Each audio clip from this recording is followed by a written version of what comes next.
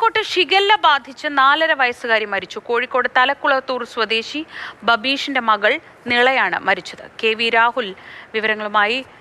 രാഹുൽ, നേരത്തെ തന്നെ shigella report ചെയ്യുന്നുണ്ടായിരുന്നു. ഇപ്പോൾ ഒരു മരണം റിപ്പോർട്ട് ചെയ്തിരിക്കുന്നു, അതും ഒരു 4.5 വയസ്സുള്ള കുട്ടി. എന്താണ് വിശദാംശങ്ങൾ?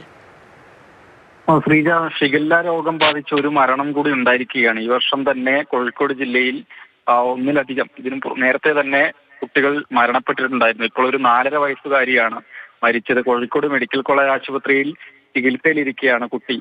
തലക്കുളത്തൂർ സ്വദേശിയായ ബബീഷിന്റെ മകളായ നിള UKG വിദ്യാർത്ഥി മരിച്ചത്. ഇന്നലെയാണ് കുട്ടിക്ക് ഷിഗല്ലയാണെന്ന് സ്ഥിരീകരിച്ചത്. കഴിഞ്ഞ തിങ്കളാഴ്ച മുതൽ അസുഖത്തിൻ്റെതായ ലക്ഷണങ്ങൾ ഉണ്ടായിരുന്നു. തുടർന്ന് ആദ്യം അത്തോളിയിലെ സ്വകാര്യ ആശുപത്രിയിലാണ് കുട്ടിയെ കാണിച്ചത്. പിറ്റേ ദിവസം കോഴിക്കോട് മെഡിക്കൽ കോളേജ് ആശുപത്രിയിലേക്ക് പ്രവേശിപ്പിക്കുകയും ചെയ്തു.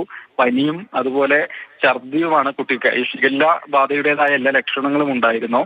അങ്ങനെ കുട്ടിയെ ചൊവ്വാഴ്ച തന്നെ മെഡിക്കൽ കോളേജ് ആശുപത്രിയിൽ പ്രവേശിപ്പിച്ച് ഇന്നലെ ഈ പരിശോധനാ ഫലം ലഭിക്കുകയും കുട്ടിക്ക് ഷിഗല്ല രോഗബാധയാണെന്ന് സ്ഥിരീകരിക്കുകയും ചെയ്തു. ഇന്ന് രാവിലെയാണ് കുട്ടി ചികിത്സയിലിരിക്കെ മരിക്കുകയും ചെയ്തിട്ടുള്ളത്.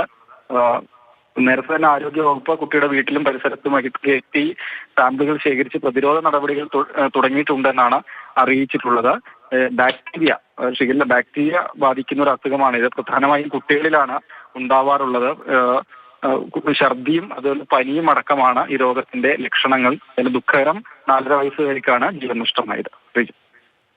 ശരി, രാഹുലാണ് വിവരങ്ങൾ നൽകിയത്.